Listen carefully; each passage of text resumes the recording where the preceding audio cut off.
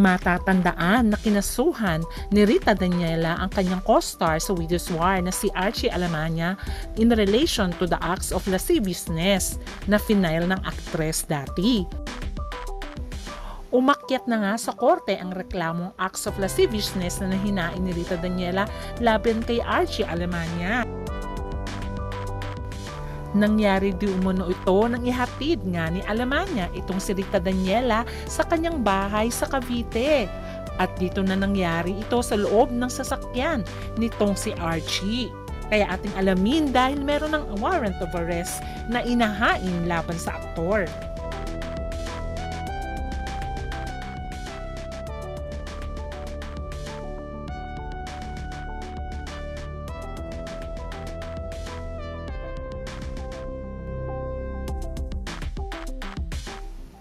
Isa sa maituturing na napakagaling ng artista ng GMA7 ay walang iba kundi si Rita Daniela. Bukod sa napakagaling na singer, ay magaling din tong umarte. Kaya binigyan naman siya ng pagkakataon ng GMA7 na ipakita ang kanyang talento. At hindi naman nabigo ang GMA7. Recently ay hinangaan si Rita Daniela sa kanyang husay na pagganap sa Widow's War. Dahil sa husay niyang iportray ang isang babaeng may mental illness. Kaya naman hinangaan siya ng mga fans. Siya din ay nakilala bilang ka-love team ni Ken Chan, kung saan ay tinawag nga sila ng kanilang fans na Red Ken. Kaya naman, siya talaga ay masasabi mong kahit mapasolo o mapa-love team ay talaga namang caring-carry ito ni Rita Daniela dahil napakahusay niya bilang artista at singer. Pero dumating din sa pagsubok si Rita Daniela kung saan ay naging single mom siya. Hindi niya man inaamin kung sino ang non-showbiz na nakabuntis sa kanya, at least ay naging mabuting ina siya sa kanyang anak na lalaki. At bilang single mom, sinabi nga ni Rita Daniela na talagang ginagawa niya ang kanyang best para magtrabaho para sa kinabukasan ng kanyang mga anak. At syempre tumutulong din siya sa kanyang pamilya. Kaya malaking factor na napasama siya sa Widow's War. At dahil sa kanyang husay na pagganap, ay talaga namang maraming mga fans ang namangha sa kanya. At dito niya nga nakasama ang walang iba kundi si Archie Alemania, na nagkaroon nga sila ng demandahan dahil sa ginawa sa kanya ni Archie. At nangyari nga ito matapos ang party kung saan ay invited nga din si Archie at si Rita dahil nagpa-party nga si Bea Alonzo sa cast ng Widow's War.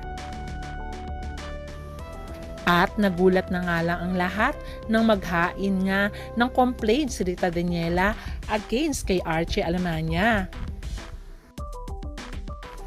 Ayon sa kwento ni Rita Daniela, ay nangyari ang pambabastos umano sa kanya ni Archie sa Thanksgiving party na ginanap sa tahanan ni Bea Alonzo sa Quezon City. Hindi na sana siya dadalo dahil hinatid niya ang kanyang ina sa ospital, pero hindi lang daw siya makatanggi kay Bea. Ayon pa nga sa kanyang kwento, past 12 midnight na ng araw ng September 9, nakarating siya kina Bea dahil galing pa nga siya sa taping ng All Out Sundays. Ayon kay Rita, halatang lasing na nga daw si Archie pagdating niya sa Thanksgiving party.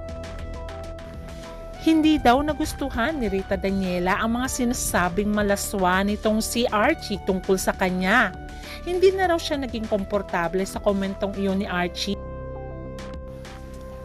At nang mag-duet daw sila ni Royce Cabrera matapos mahilingan ni Bea na kumanta sila, sumigaw daw si Archie ng Brad, tirahin mo na yan. Tirahin mo na yan, which is hindi daw maganda at talaga namang napakalaswa. Hindi lamang daw ito pinansin ni Rita dahil nga sa tingin niya ay lasing nga itong aktor na ito. Pero buti na nga lamang daw at sinita ni Bea Alonzo si Archie nung oras na yon. Ayon pa nga sa kwento ni Rita, mas matindi pa raw ang ginawa ni Archie kay Rita nung ihatid niya ito sa bahay nila sa Bacoor. Base sa affidavit ni Rita, ay bandang 2:30 AM na madaling araw, September 9, nag-book na raw siya ng Grab pa uwi. Ayon pa sa kwento niya, sinamahan pa raw siya ni Miss Regine Alba na Senior Program Manager ng Widows War para hintayin ang grab car. Ayon pa sa kanya, suddenly ay may SUV stop in front of us. And when the window rolled down, I was surprised to see na si Archie Alemania pala ang nasa loob. At sinabi nga niya sa akin, tara, sumakay ka na, ihatid na kita. Tinanggihan nga daw ni Rita Daniela ang offer nitong si Archie Alemania sa kanya since parating naman na daw ang grab. Pero sabi nga niya ay, nako, sobrang late na, ma-rape pa ang grab driver, i-cancel mo na yan. Ang akala naman daw ni Rita Daniela ay nahimas-himasan na ito sa kanyang kalisingan kanina. At naging very concerned na ito bilang sister sa kanya. Kaya naman nag-decide niyang i-cancel na lamang niya ang kanyang grab ride. At habang nasa sasakyan na raw sila, pabaybay ng Cavitex, ay nagsimula na raw siyang hawakan ni Archie sa leeg at balikat at pilit nga daw niya itong iniiwasan. Pero ang pinakamalala raw ay nakarating na sila sa bahay ni Rita. Bago bumaba ang singer-actress sa SUV ay humingi raw ng kiss sa kanyang aktor. Pero pinilit daw niya itong halikan. Ayon pa nga sa kwento ni Rita ay talaga daw finor siya nitong si Archie at hinawakan pa nga ang kanyang head at locked it with his grip and gave me a torrid kiss on lips with his tongue out trying to put inside my mouth. Naiiyak na sinabi nga ni Rita na feeling sexually violated siya sa ginawa ni Archie sa kanya. At kahit nagsisigaw na siya to stop, ay talagang tinuloy-tuloy pa niya ang kanyang ginagawa. At bumulong pa nga raw si Archie sa kanya na pabuking naman, sige na. Dahil sa masaklap na ginawa ni Archie sa niya, kinabukasan, September 10 daw ay nag-text daw si Archie sa kanya upang mag-sorry sa kanyang inasal dahil lasing lamang daw ito, ayon pa kay Rita. Dahil sa ginawa ni Archie sa kanya, ay inireport ni Rita Daniela sa GMA Management ang insidente at inirequest na tanggalin si Archie sa Widows War dahil sa trauma na inabot nito sa ginawa umano sa kanya ng aktor. Naka-attach din ang affidavit and missed calls ni Archie sa kanya at ang text message nitong nagsusol sa kanyang ginawa. Dahil sa trauma na kanyang inabot, ay talaga namang naghain na ito ng demanda laban kay Archie Alemania sa reklamong acts of lasciviousness laban kay Archie na inahay na nga ni Rita sa Office of the City Prosecutor ng Bacoor noong October 2024. Ayon sa mga netizens, nakakagulat ang ginawa nitong si Archie kay Rita Daniela. Dahil married naman itong si Archie at masaya naman ang pagsasama nila ni G. Canlas at meron pa nga silang anak na lalaki.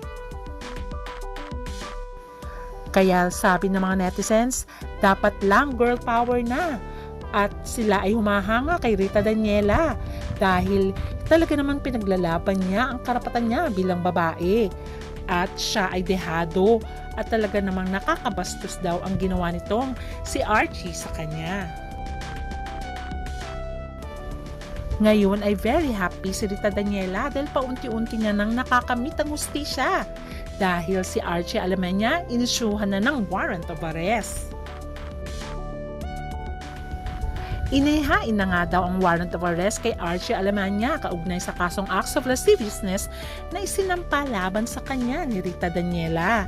Nang inakyatan ng Office of the City Prosecutor ng Bacoor ang kaso sa korte, inasahan na ang warrant of arrest pero hindi pa rin masabi kung kailan daw ito ihahain kay Archie.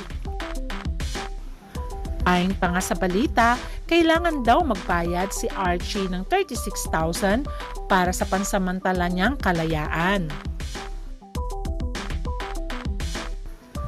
Kaya naman super happy si Rita sa nangyari. Although naaawa din siya dahil may pamilya din naman di umano itong si Archie pero dapat lang niyang panagutan ang ginawa niyang pambabastos sa kanya. Although syempre nalungkot din si Rita Daniela sa pangyayari dahil nga makukulong nga itong si Archie pero dapat lamang daw niyang pagbayaran ang ginawa niyang pambabastos sa kanya. Samantalang si Archie ay tinanggal na rin sa Sparkle GMA Artist bilang talent at tinanggal na rin ang kanyang larawan sa Sparkle Wall. Samantalang si Rita Daniela ay umaapaw naman ang biyaya sa kanya. Sunod-sunod pa rin ang trabaho ng singer-actress at kasama pa rin siya sa cast ng musical na Liwanag sa Dilim. Kaya ating abangan na lang ang susunod na kabanata kung makukulong na nga si Archie. Hanggang sa muli, bye!